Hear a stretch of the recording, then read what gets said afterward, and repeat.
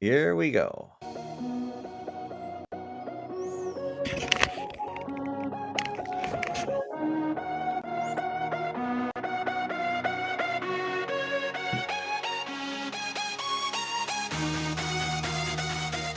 All right. Hello, everybody. Good evening.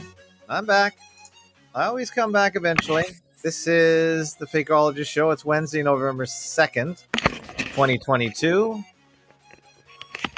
It's about 8 p.m. Eastern Daylight Saving Time here, the last week of this time zone. And I was off for the weekend since Thursday because I had many things to do. And it's difficult to show up every day of the week to do a show. And so just keep in mind that I do other things. So I can't always be here every night, but there's always an audio chat. And on the weekends, not just myself, but other people are doing up to 10 hours of audio. So if you really need to hear Fakeologist, make sure you go to the main page, fakeologist.com, click on podcasts, and then look at the audio chat section. You're going to find tons and tons of audios to listen to. So you click on podcasts and then wait a bit for my slow website to load up, and then you will see under audio chat, Fakeologist audio chat. See all the shows we're up to FAC 1188. Just tons and tons of audio. And of course, the main show is fakeologistshow.com.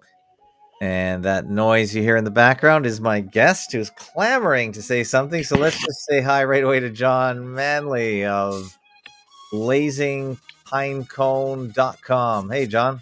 Hi, How are you? How you been?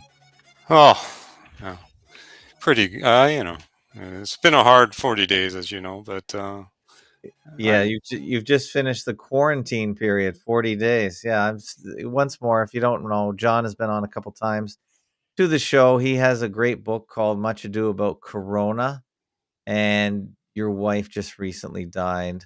mhm. So it's very difficult for you. I'm very sorry. Um, Yeah, yeah, and and it's no secret because you chronicle everything in an email. So if anyone wants to keep up with John and his blog and his musings and thoughts, just go to blazingpinecone.com and subscribe to his email letter. John's one of the few emails that I actually read every time it comes through. Oh, wow. Well, I'm just bombed with email, especially with Oh, I'm sure Substack. you are. That's why I'm surprised. I'm one of the few that gets read, so I'm honored. Yeah, you are one of the few because I don't have you on any kind of filter. All Hmm. the Substacks come through on email, and I filter them all into a folder. So, and the folder just gets bigger and bigger and bigger and bigger. But I do have quite the filtration system on my email. But yours is not filtered; it goes right to my inbox, and anything that comes in my inbox, I just deal with it right away. I read it or spam it or delete it. So you get read because your emails are pretty quick. They're not too wordy and long. Yeah, I try to keep them Yeah. short because I kind of feel sometimes like if you do a long email, it's kind of like someone who, you ever have that neighbor or something on the street who comes up to you and they start talking and they don't stop for 10 minutes. Mhm. That's somehow how I feel about long emails. So good on you. So the reason I know about the whole ritual of your wife's death is you've been chronicling it quite graphically in a way I've never seen before. And why did you decide to do it that way and make such a private thing so public?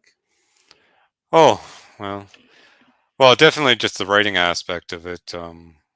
Writing's kind of how I try to make sense of the world. And I think, as Lee Harper said, who wrote To Kill a Mockingbird, she said, writing's the way you deal with your divine discontent with the world. And I thought that was a good way to put it. Mm. Why did I make it public? I think partly because, I think, well, especially if we just look at the whole situation we have right now in the world, I think it has a lot to do with fear of death. And not only just a fear of death, but maybe a disassociation with death. And Mm-hmm. and I, and I'm if anything, I was probably holding back a lot in what I shared in there because, I thought it would be a very difficult experience, and it was like 10 times as difficult as I thought it would be Oh, losing wow. someone. I think dying would have been far easier. I think she had it. I mean, my wife was, very prepared to die, and she had gone through palliative care, and I mean, she was very happiest days of her life were probably the last 2 months and the last 2 weeks. So, no, I think much harder on our side of the on our side of that bargain, the ones staying behind. Yeah, the living. Now, let me just say before we talk about anything too controversial, we are on YouTube. So at this point, I'm going to leave YouTube because we do stream on our own platform called FacoTube. So we're going to leave Facebook. We're on we're streaming to a Facebook group that I started and just sort of as a fun experiment, No. and I haven't maintained it. It's called Unknown Causes, but I don't put much in there. I was just trying to see how it was done and how easy it was to get blown off of Facebook. So far it's still going up, and so far we are still streaming on Facebook into Unknown Causes, a private group. So I don't think anyone's watching there, but we are going to leave YouTube. So if you want to watch the rest of this video or listen to it, just go to fakeologist.com or fakotube.com, and this is FAK 640 with John Manley. So we're going to say goodbye.